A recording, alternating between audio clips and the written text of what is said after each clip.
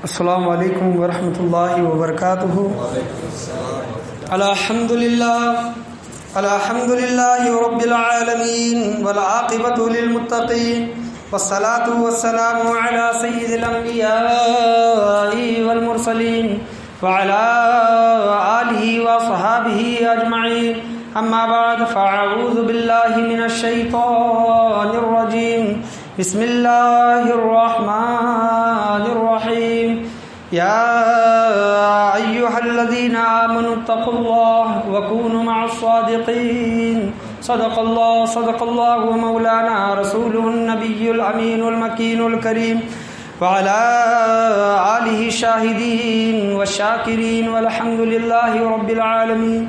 تقریر کا آغاز کرنے سے پہلے بہتر اور مناسب ہے کہ اہل سنت والجماعت کے دستور کے مطابق ہمارا آپ مل کر اپنی غلامی کا ثبوت دیتے ہوئے گنبد خضراء میں آرام فرمانے والے آقا، لمبے لمبے ہاتھوں سے بھیک دینے والے داتا، فاطمہ کے بابا جناب احمد مجتبی محمد مصطفیٰ صلی اللہ علیہ وسلم کی بارگاہ گوہر بار میں درود و سلام کا ہدیہ نچھاور کریں پڑی آواز بلند، اللہم صلی علی سیدنا و مولانا محمد مبارک سلیم صلی علیہ الصلاۃ والسلام علیک یا رسول اللہ صلی اللہ علیہ وسلم۔ اور ایک مرتبہ بلند آواز سے نبی اور آل نبی کی بارگاہ میں اللہم صلی علی سیدنا و مولانا محمد مبارک سلیم صلی علیہ الصلاۃ والسلام علیک یا رسول اللہ صلی اللہ تعالیٰ علیہ وسلم۔ اللہ تبارک و تعالیٰ کا کروڑوں احسان کہ اللہ تبارک و تعالیٰ نے ہمیں آج یہ پہلی تاخیرات عطا فرمائی، اور اس میں ہم نے عبادتیں کی، نعتیں پڑھی، درود شریف پڑھا اور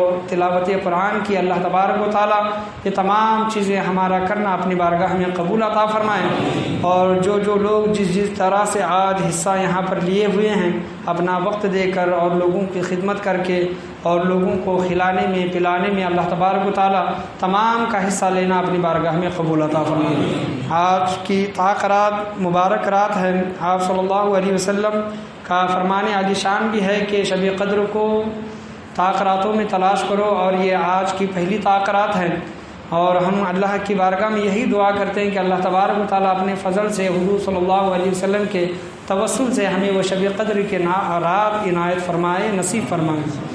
خطبے کے بعد میں نے جس آیت کریمہ کا شرف حاصل کیا، مختصر طور پر میں بیان کرنے کے لیے یہاں پر کھڑا ہوا ہوں۔ اللہ تبارک و تعالیٰ 11ویں پارے میں ارشاد فرماتا ہے کہ اے ایمان والو، یا ایھا الذین آمنوا اتقوا اللہ، ایمان والو اللہ تبارک و تعالیٰ سے ڈرو، تقوی اختیار کرو، وکونوا مع الصادقین، اور سچے لوگوں کے ساتھ ہو جاؤ۔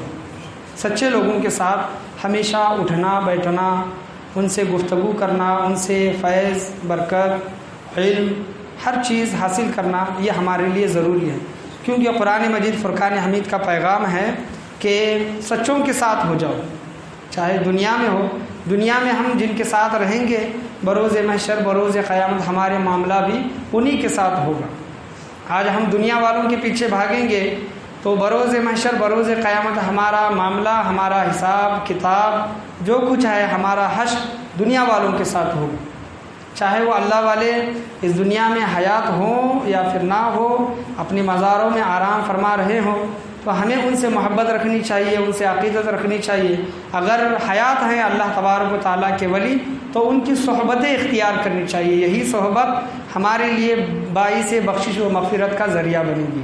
حضور صلی اللہ علیہ وسلم کی حدیث ہے ترمذی شریف کی کہ آدمی اپنے دوست کے دین پر ہوتا ہے، آدمی اپنے دوست کے دین پر ہوتا ہے، تو اسے یہ دیکھنا چاہیے کہ اس کی دوستیاں کن لوگوں کے ساتھ ہیں، اس کی دوستیاں، اس کا اٹھنا بیٹھنا، کھانا پینا، چلنا پھرنا، اس کی صحبتیں کن لوگوں کے ساتھ ہے دیکھنا چاہیے۔ اگر اچھے لوگوں کے ساتھ ہے تو وہ اچھے دین پر ہے، اور برے لوگوں کے ساتھ ہے، برے دوستوں کے ساتھ ہے تو وہ برے طریقے پر ہے، برے راستے پر ہے، برے طریقے پر ہے، برے راستے پر ہے، اور ہمیں ہمیشہ سچوں کی صحبت اختیار کرنے کی ہمیں کوشش کرنی چاہیے۔ ایک مثال کے طور پر پتجھڑ کا موسم، ہوا کا موسم جب آتا ہے تو ہم دیکھتے ہیں کہ بہت سے درخت کے پتے ہوا کے ساتھ بہہ جاتے ہیں، ہوا کے ساتھ اڑ جاتے ہیں، لیکن کچھ پتے ایسے ہوتے ہیں جو نیچے گرتے ضرور ہیں لیکن پتھر میں جا کر پھنستے ہیں یا پھر پتھر کے نیچے آتے ہیں، اور جو پتے پتھر کے نیچے آتے ہیں ہوا ان کو بہا کر نہیں لے جا سکتی، کیونکہ ہوا کے اندر اتنی طاقت نہیں کہ پتھر کو ہٹا سکے،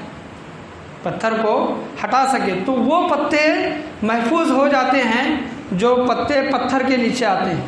تو یہی ایک سادہ سی مثال دینے کے لیے کہ ہم اللہ تبارک و تعالیٰ کی نسبتوں سے جڑے، ولیوں کے نسبتوں سے جڑے، علم والوں کے نسبت سے جڑے۔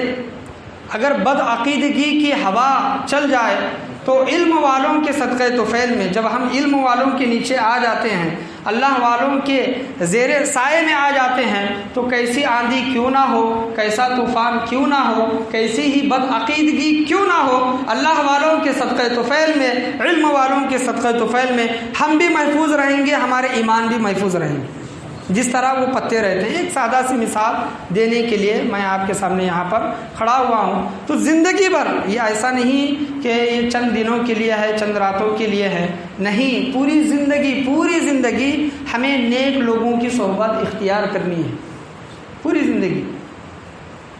اور لوگ ہمیں جانتے بھی ہیں، ہم کن کے ساتھ اٹھتے ہیں بیٹھتے ہیں، تو ہماری سنگتوں کو دیکھ کر لوگ یہ نتیجہ نکالتے ہیں کہ یہ شخص کیسا ہے، یہ انسان کیسا ہے۔ ہمیں کہنے کی یا پھر لوگوں کو بولنے کی ضرورت نہیں ہے، لوگ خود بخود یہ خیال کر کے لیتے ہیں کہ یہ انسان کن لوگوں کے ساتھ بیٹھ رہا ہے، کن لوگوں کے ساتھ اٹھ رہا ہے، اس کی صحبت کیسی ہے۔ تو ہمیشہ اللہ تبارک و تعالیٰ نے جو قرآن مجید فرقان حمید میں اللہ تبارک و تعالیٰ ارشاد فرماتا ہے، یا ایھا الذین آمنوا اتقوا اللہ، اے ایمان والو، ایمان رکھنے والو، اللہ تبارک و تعالیٰ سے ڈرو، اللہ تبارک و تعالیٰ سے ڈرو اور سچوں کے ساتھ ہو جاؤ۔ نیک لوگوں کے ساتھ صحبت کرنے سے، صحبت اختیار کرنے سے، صحبت میں بیٹھنے سے ہمیں کیا ملتا ہے، اور قرآن مجید فرقان حمید کیا کہتا ہے؟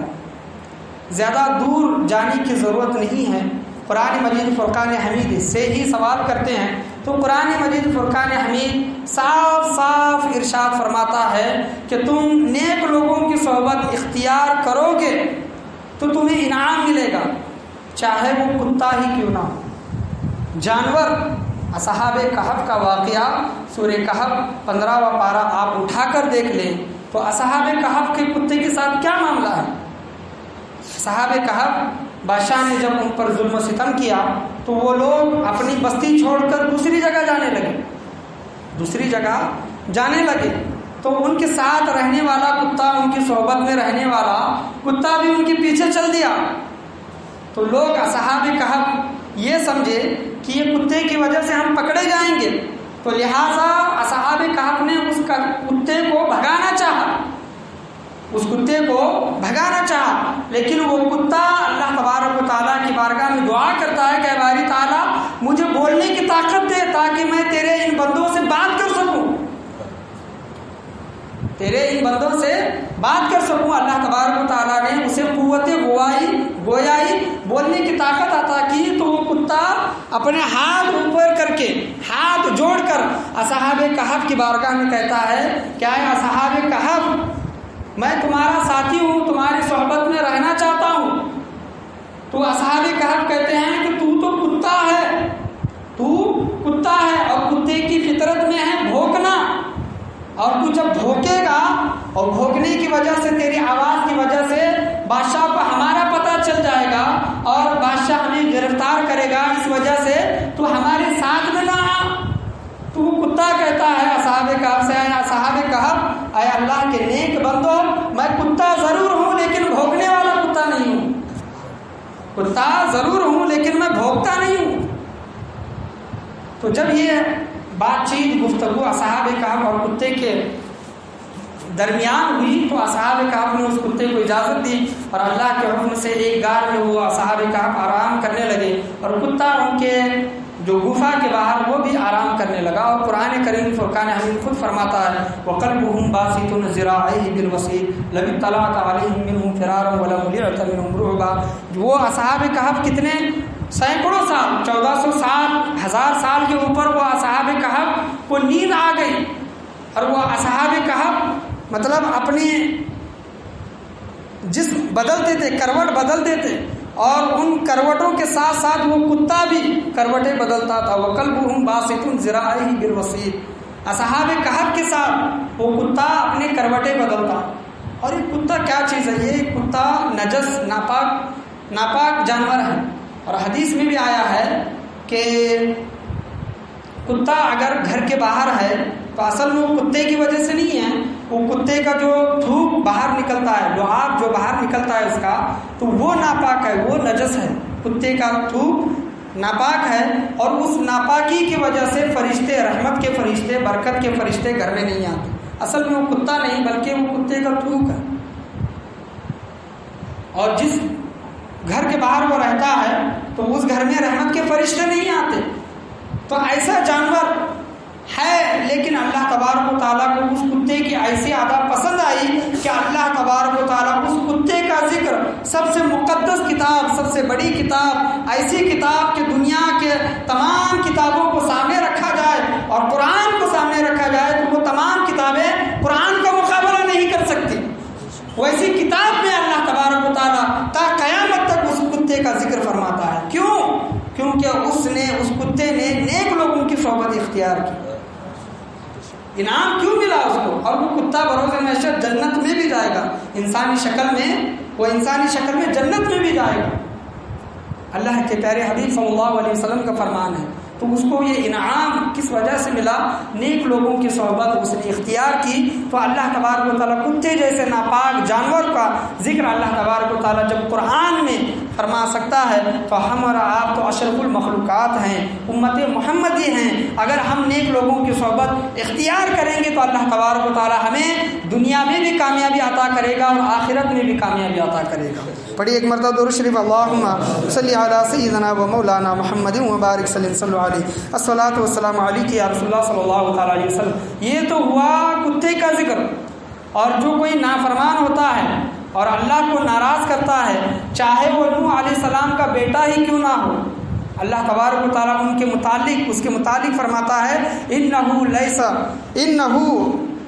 لیس من اہلک انہ عمل غیر صالح. اللہ تبارک و تعالیٰ حضرت نوح علیہ السلام سے فرماتا ان کا بیٹا کنعان جب نافرمانی کرنے لگا اور وہ کشتی میں داخل نہیں ہوا جو طوفان آنے والا تھا، اور وہ اونچی پہاڑی پر جا کر بیٹھا اور حضرت نوح علیہ السلام کا کہنا نہیں مانا اور ان پر ایمان لے کر نہیں آیا، اس کا نام کنعان تھا. اللہ تبارک و تعالیٰ اس بیٹے کے بارے میں، نوح علیہ السلام کے بیٹے کے بارے میں فرماتا ہے انہ لیس لک من اہلک انہ لیس من اہلک انہ عمل غیر صالح. وہ آپ کی اہل بیت ہی نہیں کیونکہ اس کے عمل اچھے نہیں. اللہ کیا فرماتا ہے؟ اہل بیت یعنی اہل کے معنی والے، بیت کے معنی گھر. یعنی اے نوح وہ آپ کا بیٹا گھر والا ہی نہیں، آپ کا بیٹا ہی نہیں. کیوں؟ کیونکہ اس کے عمل اچھے نہیں ہیں، اس کے عمل اچھے نہیں ہیں. تو عمل اچھے کریں گے، نیک لوگوں کے ساتھ صحبت اختیار کریں گے تو اللہ تبارک و تعالیٰ کتے کو بھی جنت میں ڈالے گا. اور اگر بد عملی کریں گے، نافرمانی کریں گے اور برے لوگوں کی صحبت اختیار کریں گے تو وہ چاہے نبی کا بیٹا ہی کیوں نہ ہو. حضرت نوح علیہ السلام کی بیٹی کی ایک مثال ہے کنعان. اللہ تبارک و تعالیٰ نے قرآن مجید فرقان حمید میں ایک عبرت کے طور پر، ایک سبق کے طور پر اس کا ذکر فرمایا.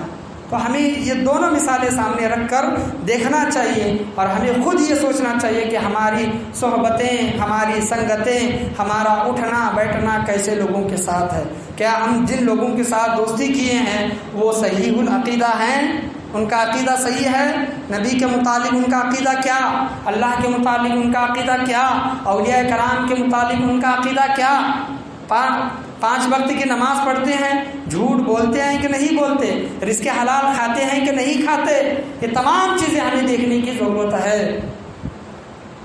یہ تمام چیزیں ہمیں دیکھنے کی ضرورت ہے. بروز محشر آج ہماری سنگتیں جن کے ساتھ ہیں اللہ تبارک و تعالیٰ ہمارے ساتھ ویسا ہی حساب و کتاب لے گا اور انہی کے ساتھ ہمارا معاملہ فرمائے گا. اللہ تبارک و تعالیٰ کے ولیوں کے ساتھ جو انسان جڑ جاتا ہے اللہ تبارک و تعالیٰ اس کو بہت سے انعامات سے نوازتا ہے. حضرت سری سختی رحمۃ اللہ علیہ، حضرت سری سختی رحمۃ اللہ علیہ بہت بڑے پائے کہ بزرگ ہیں ان کا نام کون نہیں جانتا، سری سختی رحمۃ اللہ علیہ ایک جگہ سے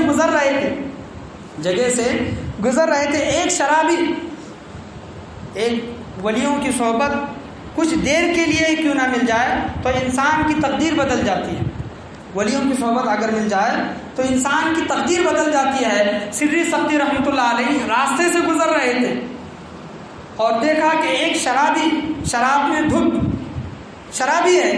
دھت ہے اور پڑا ہوا اللہ کا ذکر کر رہا ہے۔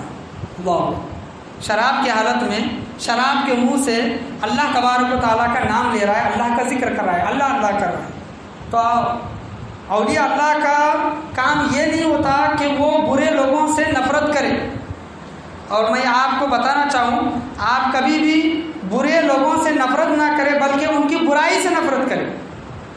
اگر کوئی انسان جھوٹ بولتا ہے تو اس انسان سے نفرت نہ کرے بلکہ اس کے جھوٹ سے نفرت کرے۔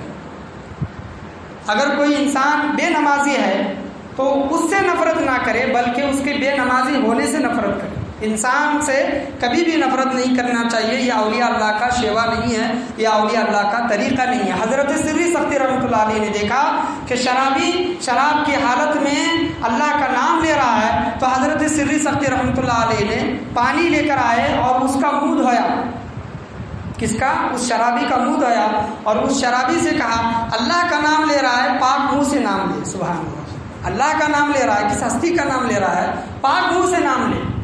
اور جب کچھ دن گزر جاتے ہیں تو حضرت سری سختی رحمۃ اللہ علیہ اسی انسان کو دیکھتے ہیں جو شراب کی حالت میں پڑا ہوا تھا، اللہ کا ذکر کر رہا تھا۔ وہی انسان رات کے اندھیرے میں، رات کے وقت اللہ تبارک و تعالیٰ کی بارگاہ میں تہجد کی نماز ادا کر رہا ہے۔ سبحان اللہ، وہی انسان جو شراب کی حالت میں پڑا ہوا تھا تہجد کی نماز ادا کر رہا ہے۔ حضرت سری سختی رحمۃ اللہ علیہ پریشان ہوئے اور یہ عجب معاملہ اس انسان سے پوچھا کہ یہ تیرے ساتھ کیا معاملہ ہوا کہ تو کچھ دن پہلے تو شراب کی حالت میں پڑا ہوا تھا، آج تو اللہ کی بارگاہ میں تہجد کی نماز پڑھ رہا ہے۔ 5 وقت کی نماز نہیں، تہجد کی نماز اٹھ کر پڑھنا یہ بہت مشکل کام ہے، اور اللہ نے تہجد کی نماز میں ویسے انعام بھی رکھے ہیں۔ اگر وہ کسی کے سمجھ میں آئے تو کوئی بھی انسان تہجد کی نماز قضا نہیں کرے گا، اور اللہ تبارک و تعالیٰ کے ولی تہجد کی نماز کے ہمیشہ پابند رہیں۔ تو وہ انسان کہتا ہے کہ جب میں شراب کی حالت میں اللہ کا نام لے رہا تھا تو آپ نے پانی سے میرا منہ دھویا اور کہا کہ پاک منہ سے اللہ کا نام لے، اور اللہ تبارک و تعالیٰ کی رحمت کو جوش آیا، اللہ تبارک و تعالیٰ کی رحمت کو جوش آیا۔ اللہ تبارک و تعالیٰ نے فرمایا کہ جب ایک انسان، ایک ولی، میرا ولی یہ دیکھ نہیں سکتا کہ ناپاک منہ سے اللہ کا نام، میرا نام نہ لیا جائے، اور میرے ولی نے حضرت سری سختی رحمۃ اللہ علیہ نے اپنے ہاتھوں سے اس شرابی کا منہ دھویا تو میری رحمت کو جلال آیا، اور وہ شرابی کہتا ہے کہ آئے سری سختی رحمۃ اللہ علیہ، آپ نے میرا منہ دھویا اور اللہ تبارک و تعالیٰ نے میرے دل کو پاک کر دیا۔ آپ کے ہاتھوں سے، آپ کے ہاتھوں کی برکتوں سے، آپ کے ہاتھوں کی برکت یہ ہوئی، آپ کے ہاتھ میرے منہ کو لگنے تھے، اللہ تبارک و تعالیٰ نے آپ کے ذریعے، آپ کے صدقے میں میرے دل کو پاک کر دیا، اور میں اللہ کی بارگاہ میں سچے دل سے توبہ کی، اور شراب پینے سے اللہ کی بارگاہ میں معافی چاہی، اور اللہ نے مجھے تہجد گزار بنا دیا۔ تو ولیوں کی صحبت جس کو ملتی ہے اور ان کا ہاتھ بھی اگر کسی سے مس ہو جاتا ہے تو اللہ تبارک و تعالیٰ ان ولیوں کے صدقے طفیل میں ان لوگوں کو نوازتا ہے جو لوگ گناہ کے دلدل میں پھنسے ہوئے تھے۔ تو ایک مرتبہ درود شریف اللہم صلی علی سیدنا و مولانا محمد و بارک صلی اللہ علیہ الصلاۃ والسلام علیک یا رسول اللہ صلی اللہ تعالیٰ علیہ وسلم۔ قرآن مجید فرقان حمید میں بہت سی جگہوں پر آیت آئی ہے ان الشیطان للانسان عدو مبین، یعنی اے لوگوں، ان الشیطان للانسان، شیطان انسان کا کھلا ہوا دشمن ہے، یعنی وہ اعلان کرتا ہے، چھپا ہوا نہیں۔ شیطان کبھی بھی یہ نہیں کہتا کہ میں تمہارا دوست ہوں اور پیچھے سے دشمنی کر کے تمہیں بہکا، نہیں۔ ان الشیطان للانسان عدو مبین، شیطان انسان کا کھلا ہوا دشمن ہے، اور شیطان ہمیں ہر حالت میں گمراہ کرنے کی کوشش کرتا ہے، ہر حالت میں، ہر جگہ۔ آپ دل میں سوچو کہ میں نماز پڑھوں تو کوئی نہ کوئی ایسی چیز آپ کے سامنے آ جاتی ہے کہ نماز سے آپ رک جاتے ہیں. اور کبھی دل میں خیال آئے کہ میں یہ نیکی کروں تو وہاں پر کچھ نہ کچھ ایسا ہو جاتا ہے کہ آپ وہ نیکی کرنے سے رہ جاتے ہیں. تو یہ تمام چیزیں کیا ہیں؟ کچھ ہماری نفس کی شرارت ہے اور کچھ شیطان کی، دونوں کی. شیطان کی ان شیطان للانسان عدو، اور شیطان ہر لمحے پر ہر قدم پر انسان کو گمراہ کرنے کی کوشش کرتا ہے. اور شیطان کا آخری جنگ اور سب سے بڑی جنگ کب ہوتی ہے؟ جب انسان مرنے کی حالت میں ہوتا ہے. کب مرنے کی؟ جب مرتے رہتا ہے، روح جب نکلتے رہتی ہے تب انسان ایڑی چوٹی کی زور لگاتا ہے انسان کو ایمان سے ہٹانے کے لیے. ایڑی چوٹی کی ہر ممکن کوشش کرتا ہے کہ اس کا خاتمہ ایمان پر نہ ہو. اس انسان کا خاتمہ اگر ایمان پر ہو گیا، بھلے ہی وہ گنہگار ہے، گناہ کی سزا ملنے کے بعد اللہ تبارک و تعالیٰ ایمان کے بدلے میں اسے جنت میں ڈالے گا، اور شیطان کو یہ گوارا نہیں. تو شیطان ایمان سے ہٹانے کی کوشش کرتا ہے. امام فخر الدین رازی رحمۃ اللہ علیہ یہ بہت بڑے پائے کے بزرگ ہیں، اور انہوں نے بہت بڑی بڑی کتابیں لکھی ہیں، مجدد بھی ہیں، کتابوں میں آیا ہے. امام فخر الدین رازی رحمۃ اللہ علیہ بہت بڑے پیر بھی ہیں، عالم بھی ہیں، علماء میں سے بھی ہیں، اور بہت سی کتابیں لکھی ہیں، ان کی لکھی ہوئی کتابیں ہیں. امام فخر الدین رازی رحمۃ اللہ علیہ جیسی شخصیت آپ اگر ان کا مطالعہ کریں گے، کتابیں وغیرہ پڑھیں گے تو ان کی شخصیت کا پتہ چلے گا. ان کو شیطان گمراہ کرنے کے لیے آیا. یہ واقعہ کتاب میں ہے، انشاءاللہ عز و جل میں آپ کے سامنے وہ کتاب کا حوالہ پیش کروں گا. امام فخر الدین رازی رحمۃ اللہ علیہ یہ بہت بڑے اللہ کے ولی ہیں. ان کا آخری جب وقت آیا تو شیطان ان کے پاس آیا. شیطان ان کے پاس آیا اور شیطان کہنے لگا کہ اے فخر الدین، اے رازی، تو اتنے سال اللہ کی عبادت کی، اللہ کے دین کی تبلیغ کیا، اللہ کی عبادت کی، اللہ کے دین کی تبلیغ کی، لوگوں کی خدمت کی، ایمان پر زندگی پوری کی پوری گزاری. آج تیرا مطلب موت کا قریب وقت آ گیا ہے. اے رازی، اے فخر الدین، شیطان کہتا ہے اے فخر الدین بتا، کیا تو اللہ کو مانتا ہے، پہچانتا ہے؟ اللہ کو مانتا ہے، پہچانتا ہے اللہ کو؟ امام فخر الدین رازی رحمۃ اللہ علیہ نے کہا کہ اے شیطان، ہاں میں مانتا ہوں، اللہ کو مانتا ہوں، اللہ کو پہچانتا ہوں. شیطان کہتا ہے کہ اس کی دلیل کیا ہے؟ شیطان ہر طرح، اگر وہ علم والا ہے تو شیطان علم کے ذریعے اس کو گمراہ کرنے کی کوشش کرے گا. اگر وہ چال باز ہے تو شیطان چال باز بن کر اس کو گمراہ کرنے کی کوشش کرے گا. جیسا سامنے کا انسان ہے شیطان ویسا روپ دھر لیتا ہے. تو امام فخر الدین رازی رحمۃ اللہ علیہ نے اس کے سامنے دلیلیں پیش کی. کتنے دلیلیں پیش کی؟ 1 نہیں، 2 نہیں، 10 نہیں، 20 نہیں، بلکہ 99 دلیلیں پیش کی. کتابوں میں آیا 100 کے قریب امام فخر الدین رازی رحمۃ اللہ علیہ نے 100 کے قریب دلیلیں پیش کی کہ میں اللہ کو مانتا ہوں اور اللہ کو پہچانتا ہوں. اور ایک دلیل دیتے جاتے ہیں، شیطان وہ دلیل کو مطلب ٹھکرا دیتا کہ میں یہ دلیل کو نہیں مانتا، دوسری دلیل، یہ دلیل کو نہیں مانتا، دوسری دلیل، یہ دلیل کو نہیں مانتا، تیسری دلیل، چوتھی، پانچویں، اس طرح 99 دلیل ہو گئی. امام فخر الدین رازی رحمۃ اللہ علیہ دلیل دیتے ہوئے تھک گئے اور پریشانی کے حالت میں مبتلا ہوئے. پریشان ہو گئے کہ اب کیا کیا جائے، میرا آخری وقت ہے اور شیطان مجھے پھنسانے کی اور ایمان سے ہٹانے کی کوشش کر رہا ہے. تو امام فخر الدین رازی رحمۃ اللہ علیہ نے اسی وقت اپنے پیر و مرشد کو یاد کیا. سبحان اللہ. پیر و مرشد ان کے نجم الکبریٰ، امام فخر الدین رازی رحمۃ اللہ علیہ کے پیر و مرشد نجم الدین کبریٰ، اور وہ دوسرے شہر میں نماز کے لیے وضو فرما رہے تھے.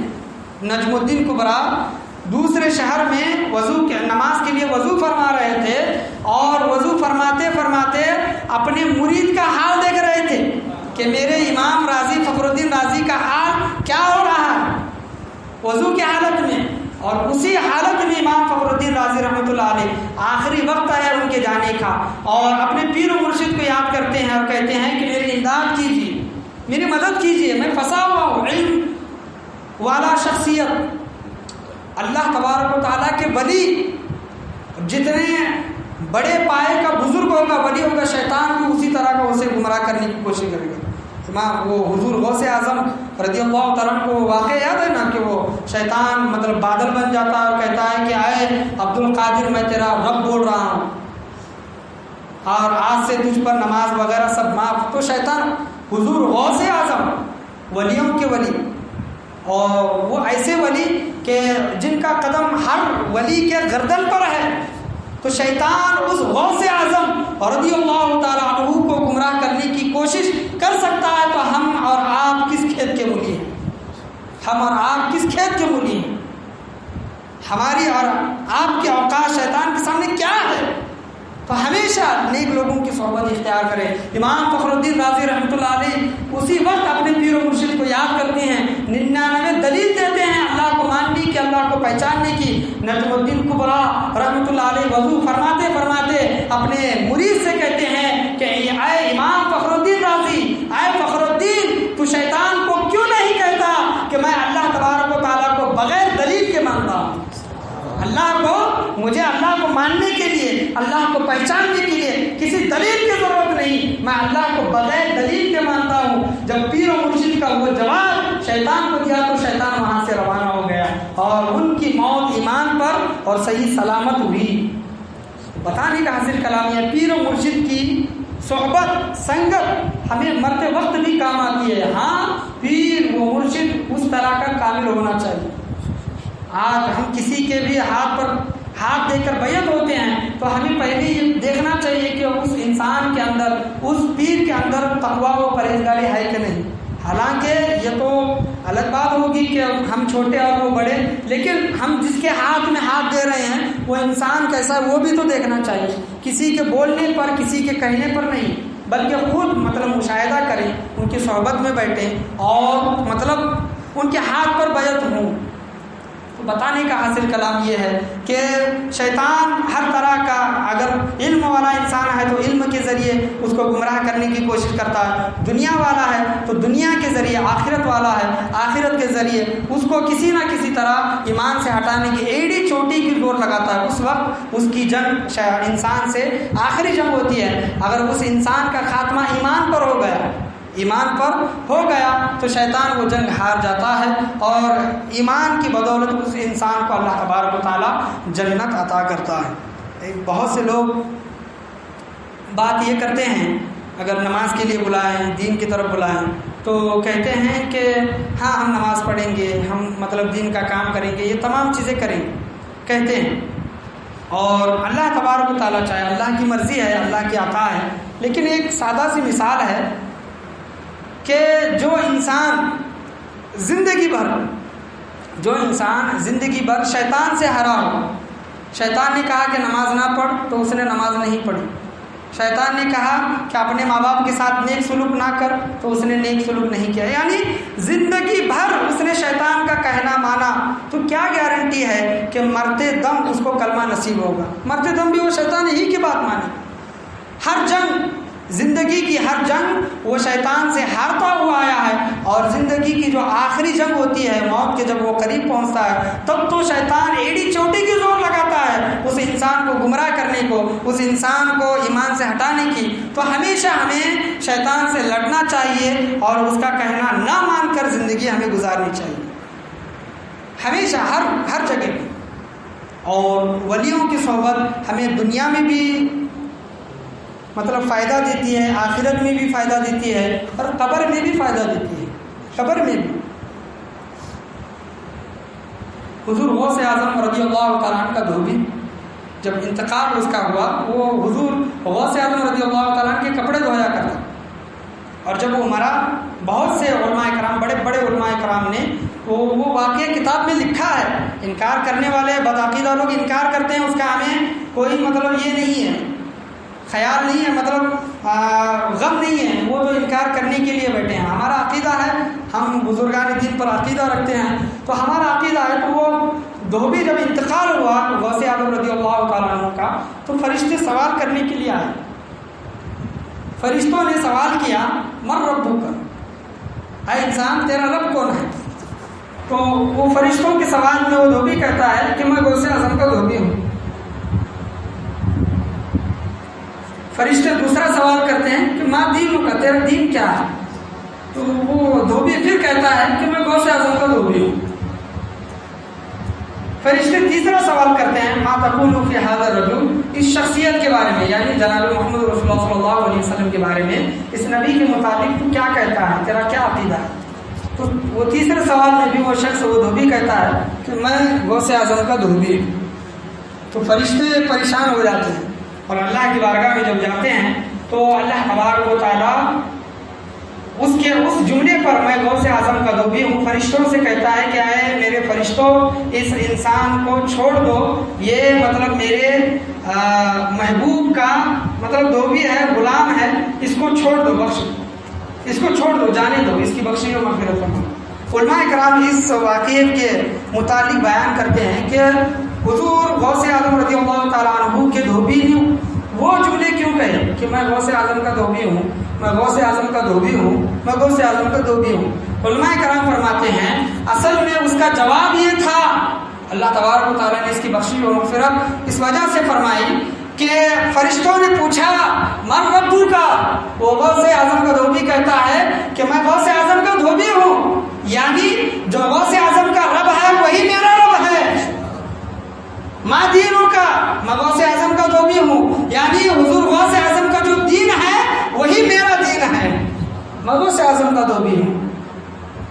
ماں تقول فی ھذا الرجل، اس شخصیت کے بارے میں، ان شخصیت کے بارے میں تو کیا کہتا ہے؟ میں غوث اعظم کا دھوبی ہوں۔ حضور غوث اعظم اور رضی اللہ تعالیٰ عنہ کا جو عقیدہ ہے حضور صلی اللہ تعالیٰ علیہ وسلم کے متعلق وہی میرا عقیدہ ہے، سبحان اللہ۔ تو اللہ تبارک و تعالیٰ نے اس کی بخشش و مغفرت فرما دی۔ تو نیک لوگوں کی اگر صحبت اختیار کریں گے تو ہمیں دنیا میں بھی اس کا اجر و انعام ملے گا اور آخرت میں بھی ہمیں اجر و انعام ملے گا۔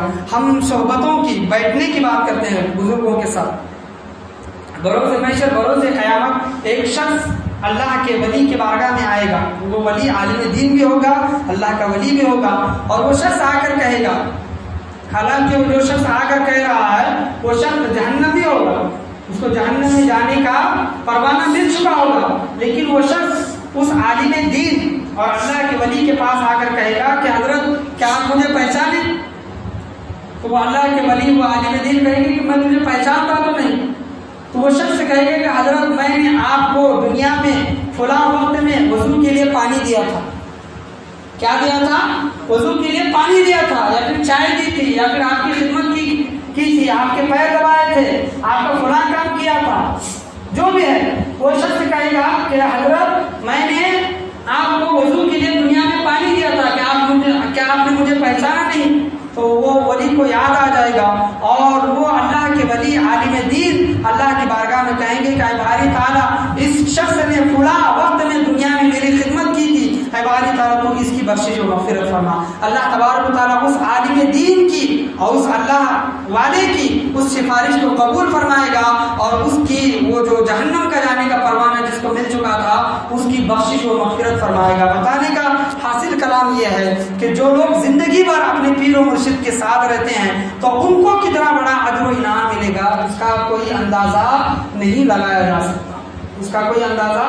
صرف ایک چھوٹی سی خدمت ہم دنیا میں کسی نیک انسان کی، اللہ والے کی، عالم دین کی کرتے ہیں، نیک عالم دین کی کرتے ہیں تو اللہ تبارک و تعالیٰ بروز محشر، بروز قیامت اس عالم دین کے خدمت کے صدقے تو فعل میں جو بخشش و مغفرت فرما سکتا ہے۔ تو ہمیں یہ چاہیے، اللہ تبارک و تعالیٰ فرما رہا ہے یا ایھا الذین آمنوا اتقوا اللہ وکونوا مع الصادقین، اے ایمان والو اللہ تبارک و تعالیٰ سے ڈرو اور سچوں کے ساتھ ہو جاؤ۔ بروز محشر، بروز قیامت اللہ تبارک و تعالیٰ جو نیک لوگ ہوں گے، اللہ کے ولی ہوں گے، ان تمام لوگوں کو جنت میں جانے کا حکم دے گا، لیکن ایک جماعت ایسی ہوگی، جنت والوں کی ایک جماعت ایسی ہوگی، احادیث کریمہ میں آیا ہے کہ وہ لوگ اللہ کے ولی ہوں گے لیکن جنت میں نہیں جائیں گے، اللہ کے ولی ہوں گے، اللہ کے دوست ہوں گے لیکن جنت میں نہیں جائیں گے۔ اللہ تبارک و تعالیٰ ان سے پوچھے گا کہ اے میرے ولی، اے انسان تو جنت میں کیوں نہیں جاتا؟ تو وہ لوگ کہیں گے، وہ جماعت کہے گی اللہ والوں کی کہ اے باری تعالیٰ فلاں ہمارے چاہنے والے، ہماری صحبت رکھنے والے، ہم سے محبت کرنے والے، دنیا میں ہم سے محبت کرنے والے، ہماری سنگتوں میں، ہماری صحبتوں میں بیٹھنے والے، اے باری تعالیٰ وہ جہنم میں جل رہے ہیں، جہنم میں جل رہے ہیں، لہٰذا ہم جنت میں نہیں جاتے جب تک تو ان کو جنت میں نہیں ڈالتا، تو ان کو جنت میں نہیں ڈالتا۔ تو اللہ تبارک و تعالیٰ فرمائے گا کہ اے میرے ولیوں جاؤ جہنم میں جاؤ، اور تم جن جن کو پہچانتے ہو ان کا چہرہ پہچان کر جنت سے، جہنم سے نکال کر انہیں اپنے ساتھ جنت میں لے کر جاؤ۔ اور وہاں پر اللہ تبارک و تعالیٰ جہنم کو حکم دے گا کہ اے خبردار، جہنم کی آگ میرے ولیوں کے دوست، چاہنے والے، محبت کرنے والے تیرے اندر جل رہے ہیں، ان کے ہر اعضاء کو جلانا لیکن ان کے چہروں کو نہ جلانا، تاکہ میرے ولیوں کو، میرے دوستوں کو چہرہ پہچاننے میں مشکل پیدا نہ ہو۔ اللہ تبارک و تعالیٰ یہ بھی تو کر سکتا تھا کہ اے میرے ولیوں جاؤ تم جنت میں جاؤ، میں بھی انہیں جنت میں بھیجتا ہوں، تمہیں جہنم میں جانے کی ضرورت نہیں۔ ایسا کیوں؟ علامہ ڈاکٹر طاہر القادر صاحب اس حدیث میں بہت پیاری روشنی ڈالتے ہوئے کہتے ہیں کہ بروز محشر اللہ تبارک و تعالیٰ ولیوں سے کیوں کہے گا کہ تم جہنم میں جا کر جن جن کو پہچانتے ہو ان کے چہرے پہچان کر جہنم سے نکال کر جنت میں لے کر جاؤ۔ علامہ ڈاکٹر طاہر القادر صاحب کہتے ہیں کہ دنیا میں کچھ لوگ ایسے ہوں گے جو تمہیں تانا دیں گے، تمہارے اوپر ہنسی مذاق بنائیں گے، ہنسی ٹھٹا کریں گے، فلاں بندے سے، فلاں ولی سے محبت کرتا ہے، وہ ولی تیرے نہ دنیا میں کام آیا نہ آخرت میں کام آیا، وہ لوگ بدعقیدہ لوگ تمہارا ہنسی مذاق اڑائیں گے۔ تو بروز محشر، بروز قیامت اللہ تبارک و تعالیٰ ان ولیوں کو حکم دے گا، وہ ولی جہنم میں جا کر ان لوگوں کے چہرے پہچان کر جہنم سے نکالیں گے اور جنت میں لے کر جائیں گے، اور جہنم میں وہ لوگ بھی ہوں گے جو دنیا میں اللہ والوں کا مذاق اڑایا کرتے، اور وہ لوگوں کو سمجھ میں آئے گا کہ دنیا میں اللہ کے ولیوں کا مذاق اڑانا کتنا بڑا گناہ ہے، اور جو محبت کرتے تھے بھلے وہ اپنے اعمال سے جہنم میں گئے لیکن اللہ تبارک و تعالیٰ نیک ولیوں کے صدقے طفیل میں اللہ تبارک و تعالیٰ ان کو کہتا ہے کہ جہنم میں جاؤ اور چہرے ان کے پہچان کر جنت میں لے کر جاؤ اپنے ساتھ۔ تو وہ لوگ بھی اس وقت دیکھیں گے جب وہ اللہ کے ولی جہنم میں جائیں گے، جہنم کی آگ انہیں کچھ نقصان پہنچا نہیں پائے گی، اللہ کے ولیوں کو جہنم کی آگ نقصان نہیں پہنچائے گی، اور نہ ان کے چہروں کو، کس کے چہروں کو؟ جو اللہ کے چاہنے والے ہیں، اللہ کے ولیوں کے چاہنے والے ہیں، ان کے چہرے کو بھی خراب نہیں کرے گی، تاکہ اللہ کے ولی پہچان سکے اور ان کو پہچان کر جہنم سے نکال کر جنت میں لے کر جائیں گے۔ تو ہمیں دنیا میں عقیدت و محبت کے ساتھ ولیوں سے محبت کرنی چاہیے اور ان کی صحبت اختیار کرنی چاہیے۔ ولیوں کی صحبت تو ملتی ہی ہے، لیکن اصل جو صحبت ہے ہمارے دوستوں کی، ہم کن لوگوں کے ساتھ، کن دوستوں کے ساتھ اٹھ رہے ہیں، بیٹھ رہے ہیں، ہم جس دوست کے ساتھ بیٹھ رہے ہیں کیا ہمارا وہ دوست گالی گلوچ کرتا ہے، بات بات پر گالی دیتا ہے، ماں بہن پر گالی دیتا ہے، بات بات پر جھوٹ بولتا ہے، بات بات پر دل دکھاتا ہے؟ یہ تمام چیزیں دیکھیں، اگر وہ دوست آپ کا گالی دیتا ہے، جھوٹ بولتا ہے اور برے کام کرتا ہے، نماز نہیں پڑھتا، بری سنگتوں میں رہتا ہے، برے اس کے کام ہیں، بری اس کی عادتیں ہیں، تو وہ اصل میں آپ کا دوست نہیں ہے، اصل میں آپ کا وہ دوست نہیں ہے۔ اس کی دوستی کو چھوڑ دے، اور ایسے برے دوستوں کے ساتھ رہنے سے کئی گنا بہتر ہے کہ آپ اکیلے رہیں۔ سب سے پہلے یہ کہ نیک لوگوں کے ساتھ رہیں، آپ نیک لوگوں کے ساتھ نہیں رہ سکتے تو برے لوگوں کے ساتھ بھی مت رہیں، برے لوگوں کے ساتھ رہنے سے کئی گنا بہتر ہے کہ آپ اکیلے رہیں۔ ان کے ساتھ رہنے کی وجہ سے آپ پر بھی وہ عادتیں پڑ جائیں گی اور آپ بھی غلط راستے پر چلے جائیں گے۔ ایک مثال کے طور پر ایک گندی جگہ ہے اور اس گندی جگہ سے ہم گزر رہے ہیں، تو وہ گندگی ہمارے جسم کو نہیں لگے گی، لیکن اس کی خوشبو ہمیں ضرور محسوس ہوگی، جو بدبو ہے وہ گندگی کی بدبو ہمیں ضرور محسوس ہوگی۔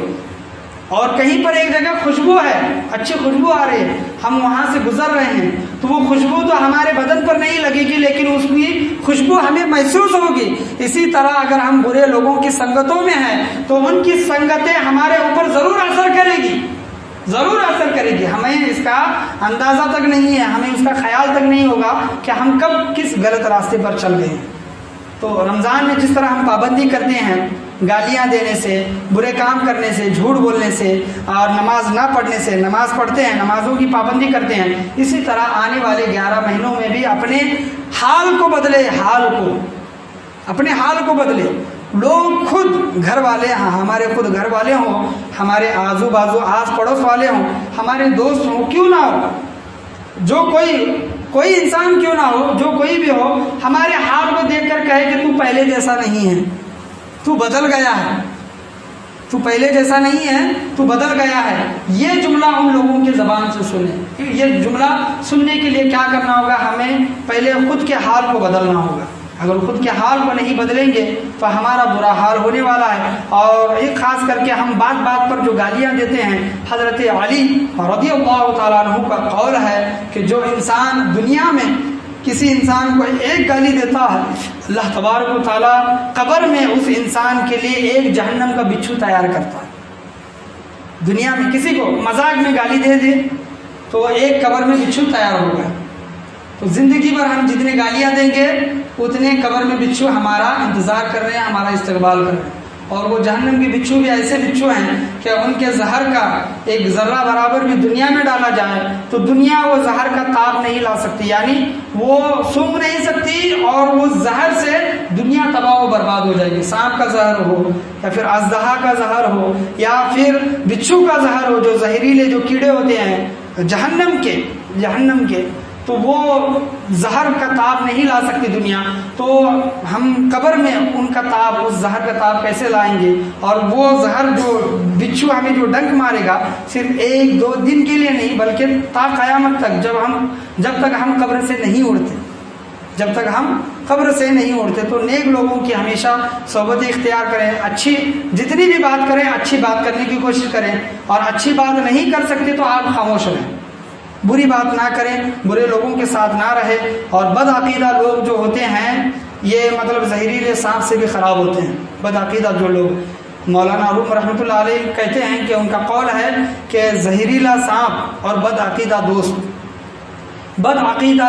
سے کئی گنا بہتر ہے زہریلا سانپ۔ برے دوست سے، برا دوست ہو، بد عقیدہ دوست ہو، اس سے کئی گنا بہتر ہے کہ زہریلا سانپ برے دوست سے اور بد عقیدہ انسان سے زہریلا سانپ اچھا ہے۔ کیوں؟ اس کی وجہ جب پوچھی گئی تو یہ مولانا روم رحمۃ اللہ علیہ کہتے ہیں کہ زہریلا سانپ کاٹنے کی وجہ سے جان جاتی ہے، اور برے دوست کی صحبت ملنے سے ایمان جاتا ہے۔ جان تو ایک دن جانی ہی ہے، لیکن ایمان نہیں جانا چاہیے۔ ایمان کی حالت پر خاتمہ ہو، ایمان پر خاتمہ ہو، یہ ہمیشہ اللہ کی بارگاہ میں ہمیں دعا کرتے رہنی چاہیے۔ اللہ تبارک و تعالیٰ سے دعا ہے کہ اللہ تبارک و تعالیٰ ہم تمام لوگوں کو نیک لوگوں کی صحبت نصیب عطا فرمائے، ہمیشہ نیک لوگوں کے ساتھ رہنے کی اللہ تبارک و تعالیٰ ہم تمام لوگوں کو توفیق و رفیق عطا فرمائے۔